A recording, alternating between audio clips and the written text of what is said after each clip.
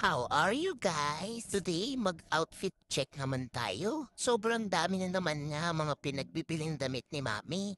Etong suot ni Choco ay large na, tapos yung akin ay XL. Sobrang luluwag nga para masuot na daw namin hanggang sa pagtanda namin. Huy tipid, tapos biglang napahinto sa pagbivideo si Mami kasi napansin niya na parang merong dugo. Ayan oh, kita nyo ba may red?